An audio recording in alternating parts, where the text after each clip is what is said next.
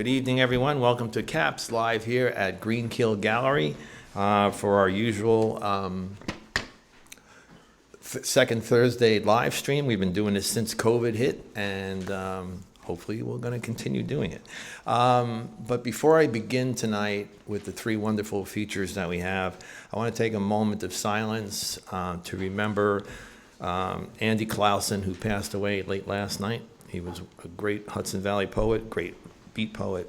And if we can just take a moment of silence.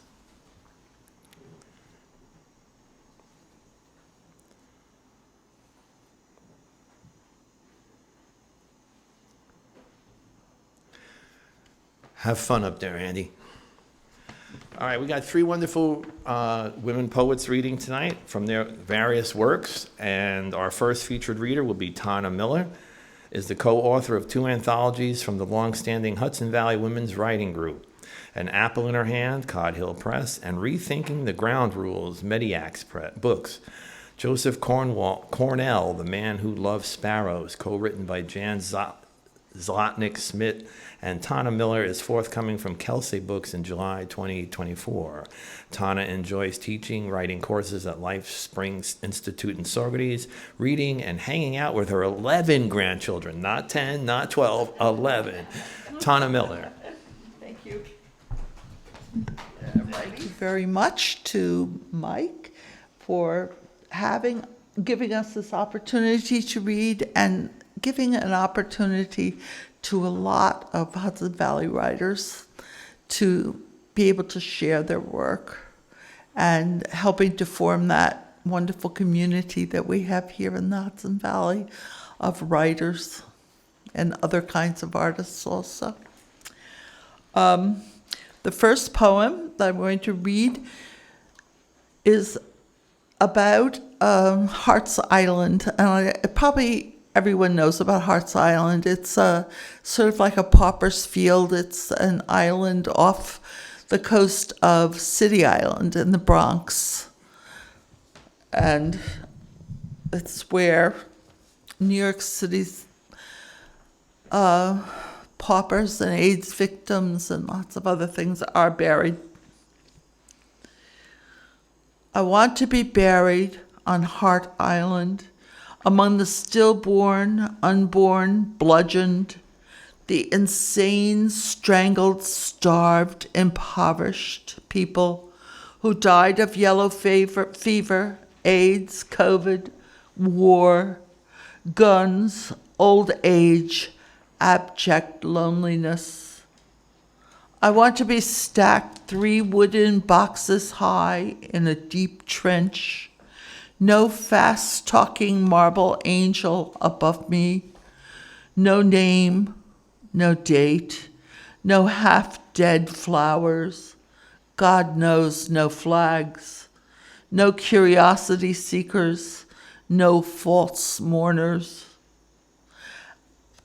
At long last, a pale wraith, I will haunt the deserted island's ruins, the poorhouse, insane asylum, reform school, the failed amusement park planned for Black people not allowed to ride mainland's roller coaster. I will chase the wind in, out of empty windows. I want to cuddle stillborn babies, AIDS babies, deserted babies, clutch them close to my long, broken, gristling bits heart, as I hum along with the sound of the waves, forever lapping, open-mouthed against the shore. I'm hoping to get there. The Park Service has just taken over Hart Island, and they're offering tours once a month. You have to apply for a lottery to get in, and I'm going to do it during the warm months. This next poem is a poem about a kind of esoteric goddess, a Greek goddess. She is the goddess of rage and fury, not just anger, but, beyond that. And she's also associated with the pack of dogs she ran with and their inclination toward rabies. Sing, Lissa, goddess of rage. I grew up in a box, parked before the black and white TV while the Grand Ole Opry blended into the Ed Sullivan Show until a raspy text pattern took over at midnight and I curled deep into my own silent soul, my constant dogs, their bodies sleep soft, warm, splayed haphazardly around me. My most prized possession, my dog-shaped hat, stunk from cigarette butts my parents piled high in oversized ashtrays. The house's walls sweated nicotine-colored droplets. Mostly Mama slept, sometimes for days. No dishes washed, no beds made, no coffee smells. One evening, Daddy, still in his dirty work clothes, came home snarling and snapping.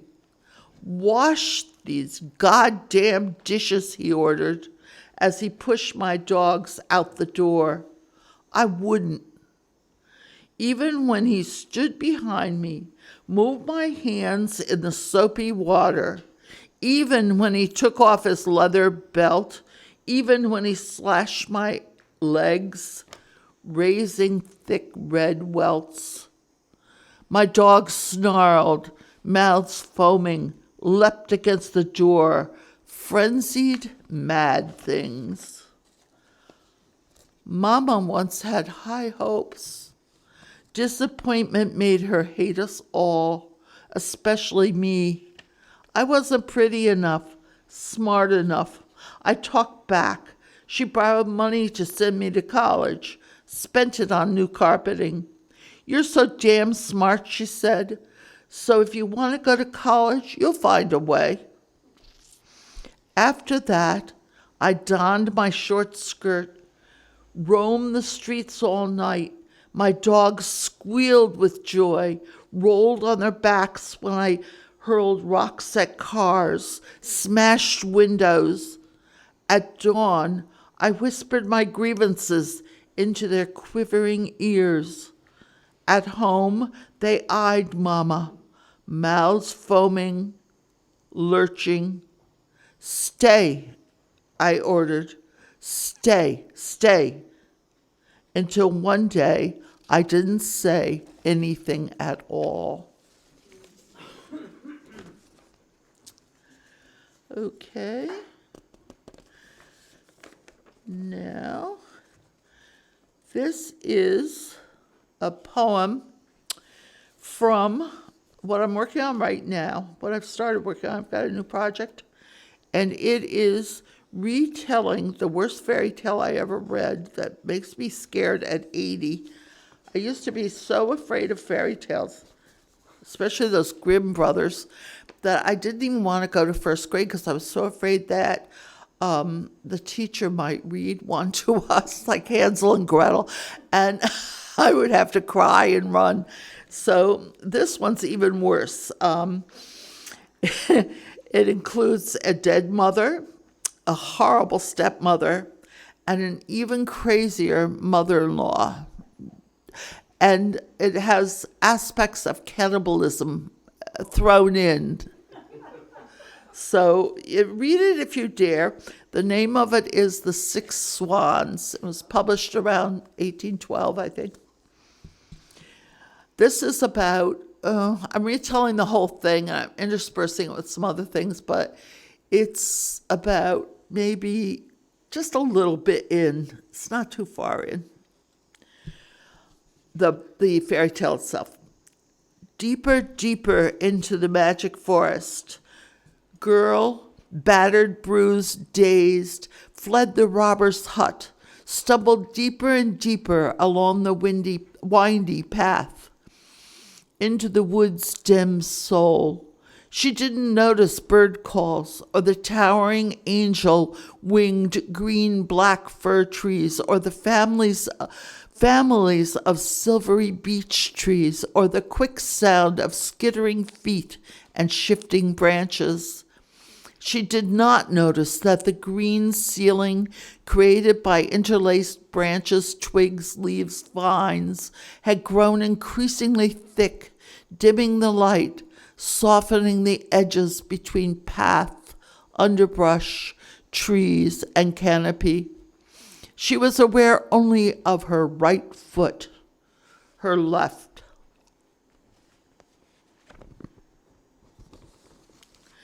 Right foot left, right left, right left, hitting the path in perfect time with her own ever-hammering heart. But slowly, slowly, as time passed, as time will always do, girl unfurled, awakened like sleeping beauty, to discover herself within an unknown world, breathed in the smell of the black forest dirt, laughed at the mice, chipmunks, voles, bunnies scampering around her feet, noticed rivers of mossy rosettes underfoot that created mosaics more intricate than the ones in Granada's Alhambra. What is it? I don't know. Alhambra. Heeded the chittering, twittering bird song surrounding her. What a beautiful place, she thought, enjoying the contained world she had entered, and she felt for a moment almost comforted, almost safe. She stopped to admire a clump of lacy ferns, plucked one delicate frond, ran her dirty finger slowly from its apex to its stem. Courage poured like living sap through her body.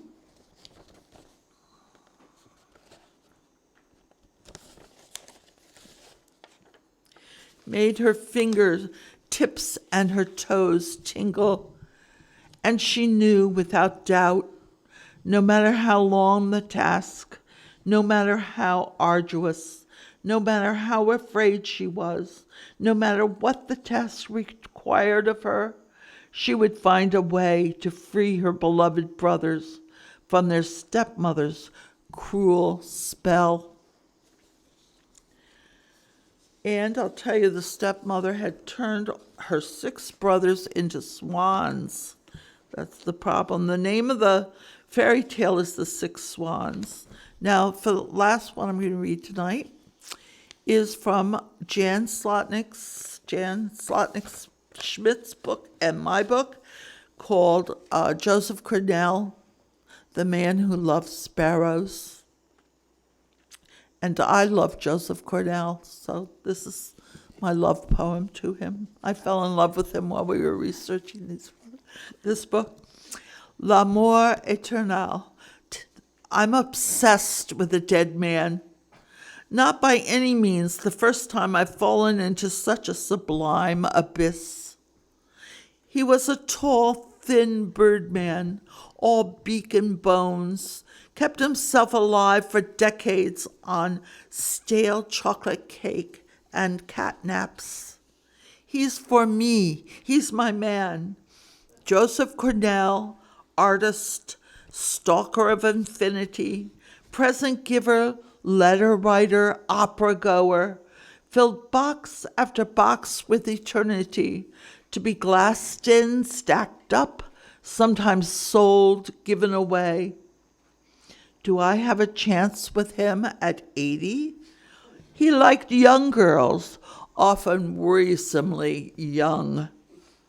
I, on the other hand, am tired, clumsy, unsure on my feet. He loved ballerinas, movie stars, nimble waitresses, artists, writers, both dead and alive. Could he love a plain Amoa Masamat woman?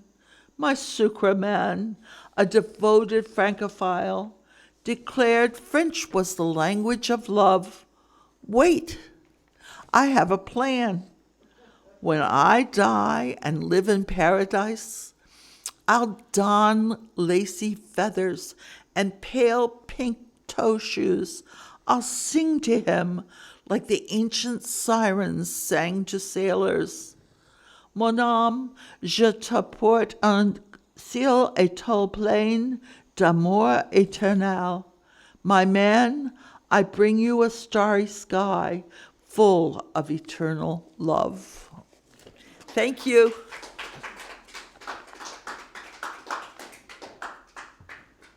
Thank you, Tana. We're going to find out more about the crazy mother-in-law of the cannibal. Have appeared in many print and online literary journals and anthologies, including Split Rock Review, American Writers Review, Think, Passenger, Beltway Poetry Quarterly, Minerva Rising, and Slippery Elm Literary Journal.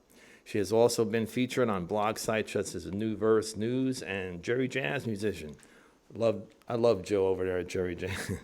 She is the author of 4 poetry collections. Her most recent, Flight Patterns, was nominated for the Eric Hoffer Book Award. Her collection, Merging Star Hypothesis, was a semifinalist for the Washington Prize, sponsored by the WordWorks. Mary is an active member of the Hudson Valley Women's Writing Group. Currently, Mary is working with the publisher of Jerry Jazz Musician on an online poetry chapbook album featuring some of her poetry inspired by music and birds. My pleasure to bring up Mary K. O'Velveny. I love to write about birds. What might this mean? White skin privilege, classism, failure of nerve, cluelessness about those marathon human tragedies circling our globe like murders of crows. Some days everything is cause for weeping. Our grass is filled with great lakes of water. Our purple martin house lists in the meadow, pushed aslant by frozen ground. Will it right itself by April or tumble over like a fallen statue? Its prospective tenants will have flown hundreds of miles each day without a stop. 2 bald eagles at the edge of our woods are keeping score on poetic justice. Their nest is filled with tiny twigs, moss, and hollowed bones of trout, moles, and kittens. They know nature's cruelty can be just as stark as ours. There is a tiger moth that drinks the tears of birds. Imagine what a bird's shadow signals to someone locked away from light. Each year, birds traverse skies filled with obstacles they did not make. They do not overthink their options. In August, a ruby-throated hummingbird drank from our feeders. By December, her wings whirled in Panama.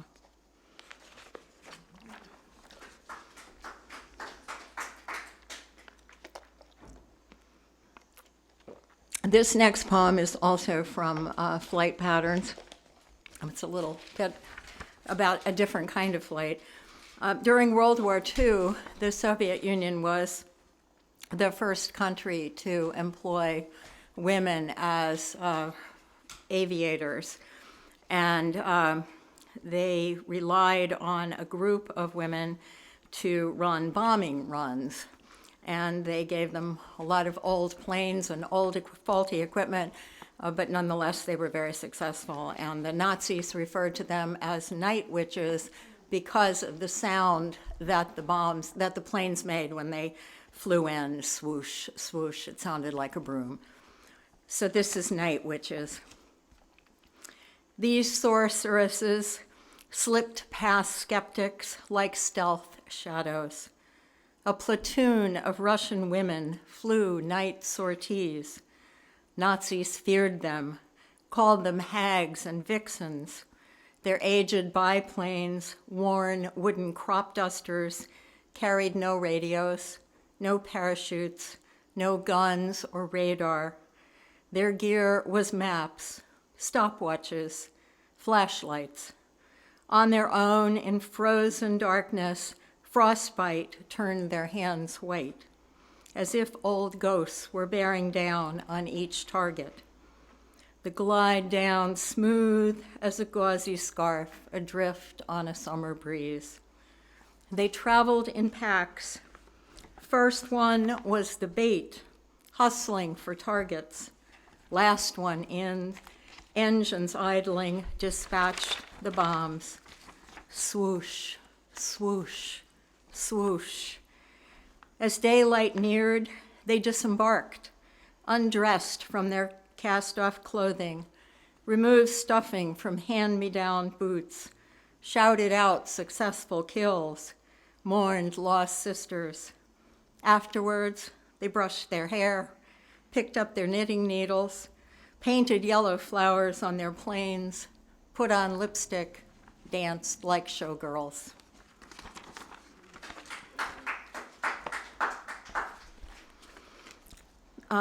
The next poem is called In the Wind. In fall's brazen winds, I wonder what I might find flirting amidst speckled leaves, acorn husks, twine bits, seed pods from our hickory that land unaligned by rhythm or design on our driveway, a blitz of weaponry that sabotages without warning. Some days, nature's debris is too heavy for breezes to carry it away. The rainstorm stopped this morning, but gusts linger like a scorned lover. It pleases me to stand outside, hair rustling, taking flight briefly, like some sparrow might before winging around, returning to safety. I want my sorrows light, as so currents will disperse them far from ground. Their roots me here. When I search skies for some trace of you, I beg this wind to be as gentle as your embrace.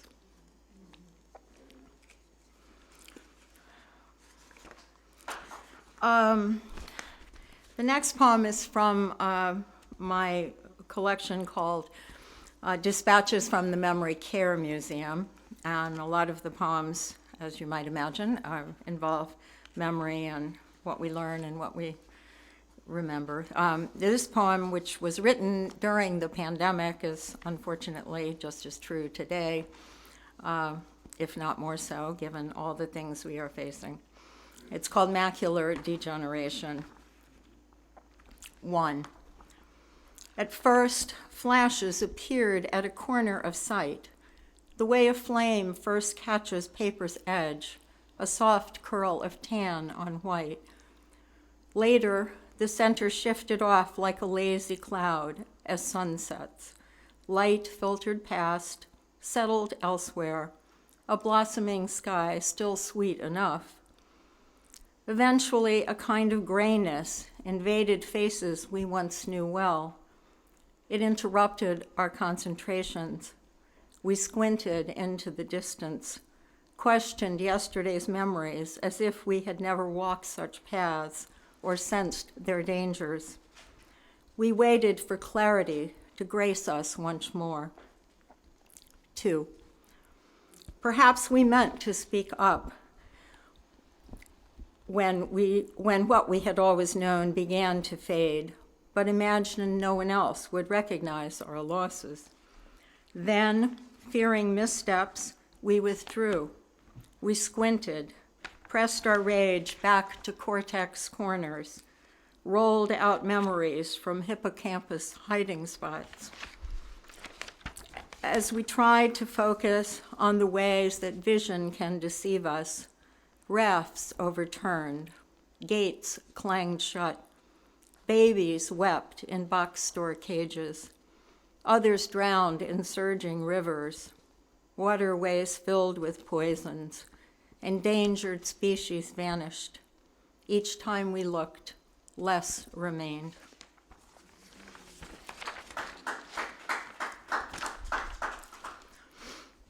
And the next poem, a little lighter note perhaps than that one, attending a movie of our life. We want our memories to be like movies, edges round and full, bathed in cinematic sound, dialogue filled with wit and warmth, a John Williams score rising as suspense builds, softening as angry words dissolve to tender touch, golden statues in reward. One night in Ireland, my mother and I were settled in before a stone fireplace. Irish coffee steaming in tall glasses on our well-used round wooden table. The pub was darkened with history, yet somehow radiant, as if all the stories shared there had cast their warmth on the rough pine floorboards, layered over the uneven horse plaster walls. We were no exception, warmed by whiskey, freed from time, our conversation stretched into the long night, burnished by our recall of those we had loved against others' odds. We occupied the director's chairs. Our scripts were epic. Perhaps we tinkered a bit with the casting, set design, but we were certain of the endings we desired. And I think the last poem I will read is actually from the collection that Joe referenced that I'm working on with Jerry Jazz Musician, which will be a link you can click and you will hear poetry and see art and hear music. It'll be fun, hopefully. So this is a poem based on the classic Sarah Vaughan song called Black Coffee. And it's a prose poem. This is called Black Coffee Blues. Even if you never drank black coffee, that won't stop you from drinking in the feelings that filter across a room whenever Sarah Vaughan sings Black Coffee. One could drown in that bottomless, inky liquid, that heartache-laden brew, choking on the smoke from a dozen stubbed-out cigarettes, window shade askew from so much time spent staring street-side. Who knew if the phone would ring? Who knew if a knock on the door might lift that bottomless pit of a lonely night? Black coffee, always badder than, meaner than booze. Heartbeat racing, fingers embracing some worn-out pillow where, after all else failed, old memories could be briefly roused on an otherwise bare, sleepless night. The only sounds to be heard, strike of a match, clink of an old china cup against countertop, a clock tick, tick, tick, ticking way past the time of hope. No reason to cloud rejection's bitter taste with cream or sugar. Only the lonely, acrid funk of black coffee fills the void. Forget that moan of a lonely horn or the slow slide of melancholy guitar strings. Blues are best conjured by a well of dark, harsh black coffee, resting alone and cold near the window like the last passenger at the back of the midnight bus. How slow can moments go? How long can a heartbeat last on wishful thinking? How much lower can one fall? These are the questions Sarah asked us to think about. Drink up, talk to the shadows. Nobody's ever going to be here tonight but those shadows. Thank you. Our last reader for the evening, Jan Zlotnik Smith. It is a SUNY Distinguished Teaching Professor Emerita at SUNY New Paltz in the Department of English, where she taught autobiography, creative writing, American and contemporary literature, women's literature, and Holocaust literature courses.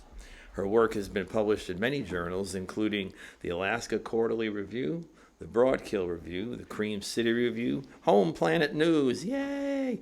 Kansas Quarterly, Memoir, and the Vassar Review and the Westchester Review. Her work also has been nominated for the Pushcart Press Prize series. She's had 2 volumes of poetry published by the Edwin Mellon Press, We Speak in Tongues, 1991. She Had This Memory in 2000, and 2 collections of autobiographical essays, Women Writing Teaching, SUNY Press, 1998, and Wise Women, Reflections of Teachers at Midlife, co-authored with Dr. Phyllis R. Freeman at Rutledge, 2000.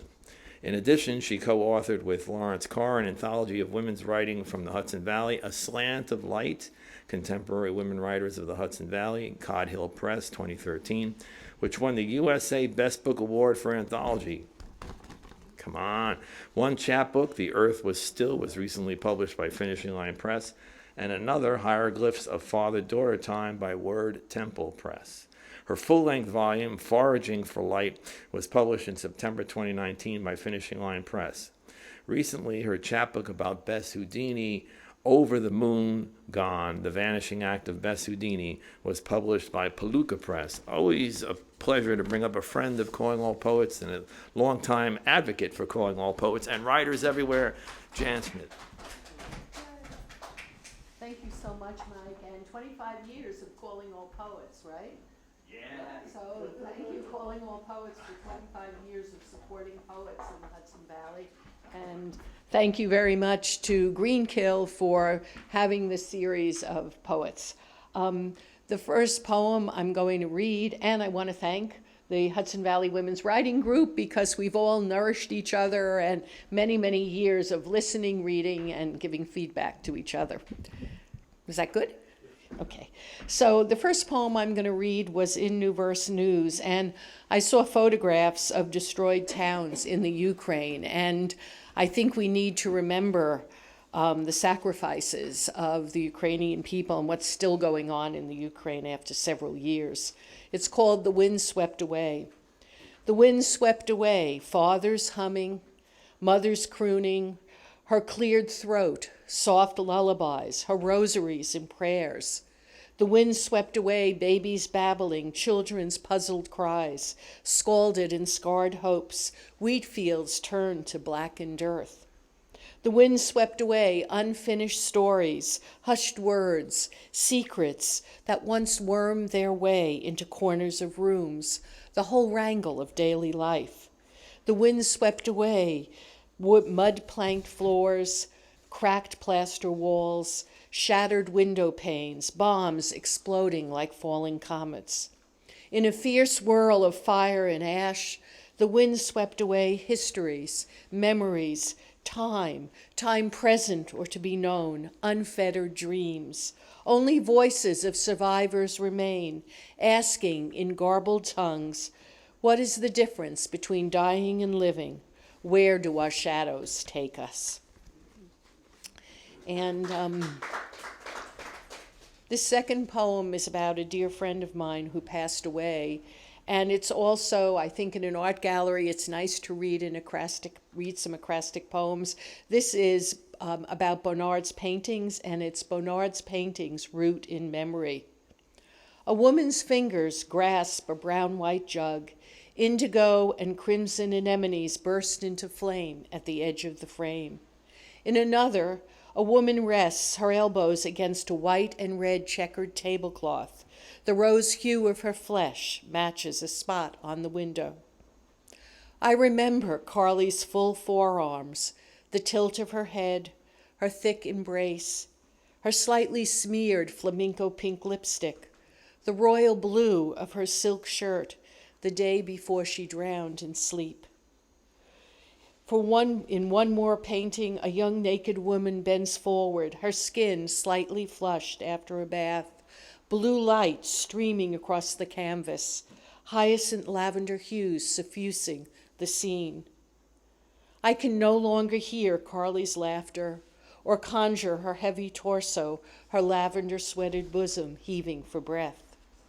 Then a stream of images, a seafoam white pitcher, the slight curve of a light jade green grapes, a yellow pear, the startling pearl gray of a teapot, a room flooded by yellow and orange, almost fluorescent light. No longer do I remember the tenor of her voice, her words, Her words no longer echo in my dreams. Bonnard's world takes over. Flesh never wrinkles, bodies never turn to dust, fingers never press against the pulse of time. And I'm going to read two poems from the chapbook that Tana and I have been working on that will come to fruition in June about Joseph Cornell. And the first poem, Joseph Cornell was obsessed with birds. We have a bird theme going on. And he did a whole series about the great white cockatoo, and he was inspired by Jean Gris's paintings, but he did maybe 10 paintings with a cockatoo in them. And this one is called The Great White Cockatoo. It's a mouthful. The Great White Cockatoo, Time and Memory. And it's a shadow box, and in the box are strips of watches, but the watch faces are all stopped at a specific time. So this is The Great White Cockatoo, Time and Memory. The great white cockatoo is ready to flit away, his light yellow-white tufts alert to currents of wind in his shadowed world. Is it 7:25 a.m. or 7:25 p.m.? What does it matter? The light filtering through is dulled, his shadow self, a flattened body in the bottom of the box. He sees the faces of the timepieces. He sees the watches, preserved, stopped at the moment he lost his way. His nomadic flight among sun-drenched palms, eucalyptus groves, hills and furrows gone. No thick green leaves shaded with damp light at twilight. No feathered crest unfurling to call another. No screeches and squawks echoing through the rainforest in a single pulse of time. Now mute, his white wings drawn in close to his skin, his black eyes rimmed with blue stare into space. He remembers the sheer joy of making noise. Frozen in this eternal moment of loss, he dreams of light, of wind, of undulations in air, his soul stripped bare and grieving. And the second one is the title poem in the volume, and it's Cornell and the Sparrows. And Joseph Cornell, after he lost his mother and his brother, lived alone in his house on Utopia Parkway, and he did the weirdest thing. He opened all his windows, put birdseed on his Formica kitchen table, and let all the birds come in and perch on his arms on the table. And what I did was I imagined a little boy befriending Joseph Cornell and looking through the half-open window. The boy peers through the half-open window, presses his fingers against the peeling wood frame, and steps into a dust-filtered stream of light. Inside, the man, pale, arms thin as bamboo stalks, stretches his arms wide, a resting place for sparrows. They perch on the man's shoulders, head, arms, scratch at his flesh, peck at seeds spread like confetti on the Formica kitchen table. He wonders why the man let these birds into his house. Sometimes the man is in the garden. He gives him things, a silver ring, a cork ball, a flattened cutout of a mermaid, a rabbit's foot, gray as dust, fur matted down. Keep it for good luck, the man said. Once he gave him pencil and paper, taught him to sketch a swan, a cloud, a star. The man sits still in dimming light. He listens to the singing birds. The boy doesn't know he lives in a boxed-in world of constellations, empty planets, circling moons, dreaming his ancient bones to sleep. And I'm just going to read two more poems. And this one is, I'm doing a series of acrostic poems based on the three fates. And this first one also is inspired. I went to an art exhibit at the Boca Art Museum with paintings done by Dorotha Grace Lemer. And two of the paintings were Lima and Tethered Bloodlines, and it was part of a series called Cycles. And she had in the paintings, there's a girl circled in a red ribbon, and there's a crow also in the paintings. And this is in the voice of Clotho, who was, if you know the three fates, the first fate, Clotho spun the thread. The second fate, Lachesis, stretched it, that was your fate. And the third, Atropos, cut the thread, and that was death. And this is the first one in this series. I spin the thread, thin, knotted, straggled, then stretch the cord fine upon the loom. She has no right to twist that red ribbon about her, no right to twist it as if that cord is hers. The cord slides around her throat down to her toes. The thin red strikes, a chord in me, a gas perhaps, a surprise, the red scarlet of the yarn, spun thread like a streak of blood about her bare neck. Then the girl winds the strand about her, circles her body as if she is veiled in blood, twirling it round and round her throat, her breasts, her thighs. Red ribbon, her thread of life, her bloodline, binding her, fixing her in place. And I listen. Finally, words spill from her mouth like hardened pomegranate seeds, her fingertips stained with red. The words unknown to me, winding and unwinding in air, in wind, in blue and clueless space. Will she weave, stretch, and cut the thread? How can she? We are her past, present, and future. Does she stretch it to the horizon of her need? Will she remember the struggle of her forebears, the poor joy of Miriam's song in the desert, or Philomena's cut tongue and Procne's rage, or women carrying water in earthenware jugs, water spilling on a clay path to their pueblo, or mothers cultivating gardens with multicolored zinnias and sunflowers as Alice tells their stories, or grandmothers wrapped in black, the old ones mourning, foraging for food in rubble-strewn, bombed-out lands. Where will her stories take her? Where will her journeys end? And on her right shoulder, a raven with a blue eye and lustrous purple-blue feathers, cawing, squawking. The bird stands still, ribbon in his mouth, as if he knew what he is holding. No sudden rustle of feathers, just his piercing eyes. The red loosens, a screech. Are his sorrows loosed on the world? Does she interpret his pleas? Knows the cost of living, of dreaming, of exile, of being caged. The bird's small chest expands like a blacksmith's bellows. Dark breath exhaled, dark calls, clotted words, echoes of death. She twines the thread as if she could draw earth, sky, light into herself. Wind the world's woes around and around her body until the red tie is all she sees. Red swirling around her, bleeding flesh, the juice of a pomegranate staining her skin. When will my sisters lose patience with her? When will they stretch and cut the thread?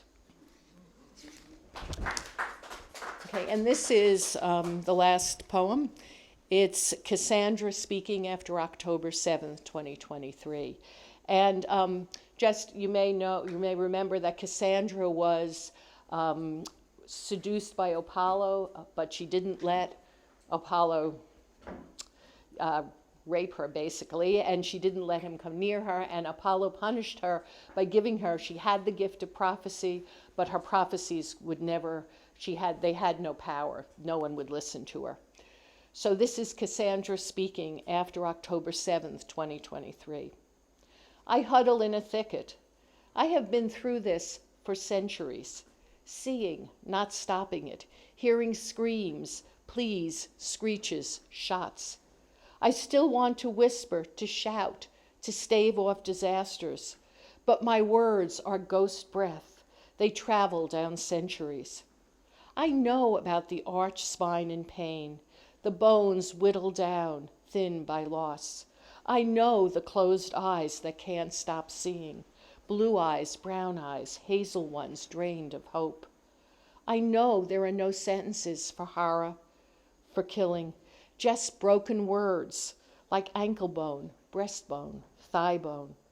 No dreaming flesh, no dreaming bodies, no dreaming breath. Always prophecies that come to pass. No one listens to my warnings. just darkened earth, withered grasses, stones of remembrance, and the blue thread of an empty story in an endless labyrinth of grief. Thank you. Got here, any artist of any stripe, any artist of any discipline, if you're not bringing yourselves here to perform your art, whether you're drawing or painting or singing, or you're selling yourself short. So come on by Greenkill Gallery anytime. Mike Jurkovic for Calling All Poets. We will see you again soon. Take care, everybody.